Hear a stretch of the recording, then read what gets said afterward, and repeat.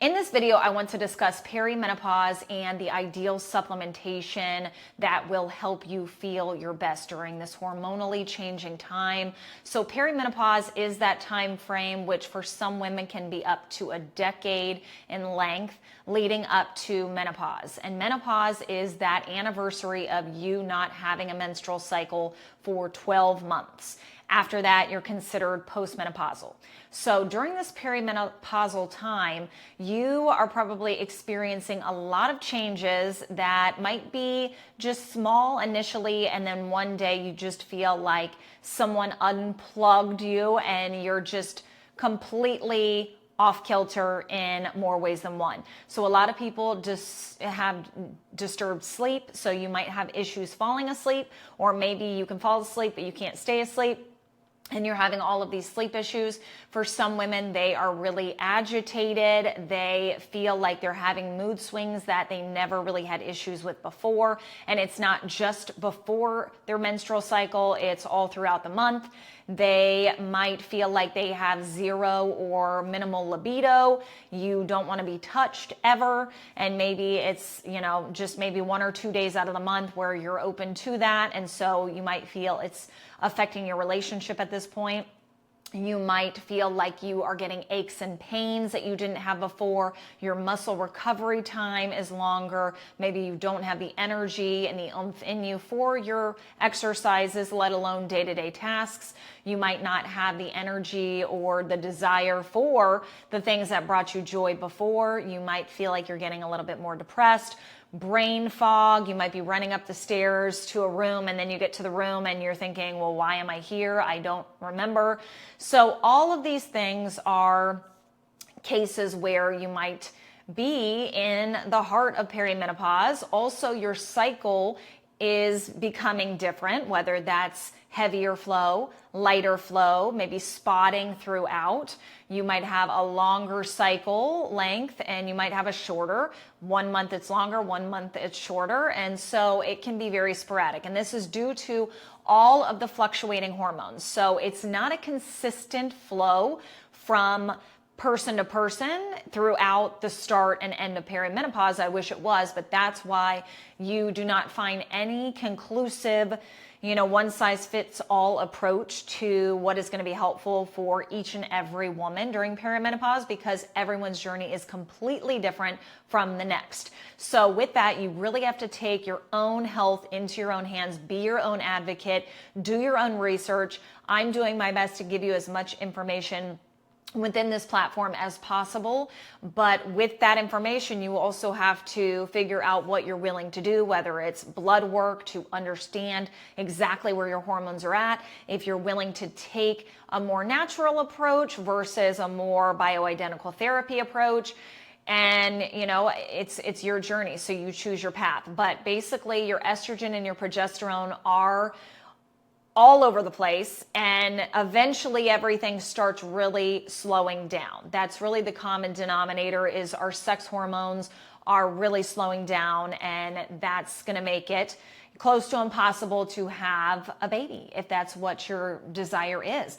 So I'm trying to reboot my computer just so I don't miss anything here with what I want to talk about in terms of proper supplementation for females going through this perimenopausal change. And with that, again, it's all relative to what you are currently doing. You do not need to jump into all the things right from the very beginning. I do want to tell you the things I find to be the most helpful in the level of importance or the order of importance. I feel every single woman should be taking magnesium in some form or another. There is a powder form that you can make a drink out of. There is a pill form. There is a soft gel tab versus hard. There is a gummy form. You can take it in an electrolyte form. So I do feel that having a good electrolyte balance is ideal for every woman, whether you're in premenopause, perimenopause, or postmenopausal. This is going to just allow you to feel your best self. It helps with pretty much every function in the body. And so it's going to keep you very well regulated. and prevent not only cramps, but it's good for heart health, brain health, all the things. And it's also going to minimize your PMS symptoms. It's going to make your, just your hormonal journey more of a well-sustained and not so exacerbated and all over the place journey. Now, I will give you links to all of my favorites. Magnesium, though, whether you're taking it in electrolyte form or not, it is going to help you sleep. It's going to calm you. It is just going to help with everything in general. Okay, so that's my number one suggestion. Number two, vitamin D. Okay, so vitamin D3, not D2, vitamin D3 paired with K2. This is going to have a synergistic blend effect, and really it's going to help with calcium absorption as well. So calcium is great. If you're getting enough calcium from your food, which a lot of us are, then you don't have to worry about supplementing. Most of us need to supplement with vitamin D because we're not getting enough through the sun. And as we get older, our body can't convert it in the way we need it to and, be able to utilize it in the body. So if you're having it along with K2, then that's going to allow us to absorb calcium and actually shuttle it to our bones and our teeth where we actually need it and not calcify in our arteries and be left in the bloodstream for negative purposes down the road. Okay, so I feel magnesium at the top of the list, vitamin D3 paired with K2 is going to be the second.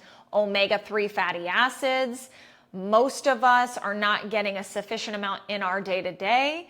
But if you are, then that's fantastic. Food first always, but a good D3 supplementation is going to be key. You want to make sure your D3 is far greater than, or not your D3, your omega-3s are way higher than your omega-6s, okay? And so this is a problem when we eat a lot of packaged processed foods, a lot of seed oils, inflammatory foods, because it's causing more inflammation in our body. And then our omega-6s are equal, or if not more, than our omega-3s, and that's where the problem lies. So make sure that you're getting a good amount of diversity there.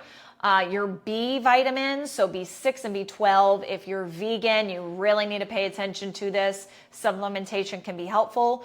Probiotics can be helpful if you're not consuming probiotic-rich foods, okay? I think some of us are doing way too much. We're doing the foods, we're doing the supplement, and then it's giving us a lot of GI upset. So make sure that you're not overdoing it there. Adaptogens are fantastic. So refer back to the adaptogens section, and I will give you links, of course, to all of my favorites. That's going to allow you to maintain healthy cortisol levels. And that's really, in this perimenopausal time frame, what people are suffering from tremendously is high stress, anxiety, all of that. So adaptogens is going to help with that.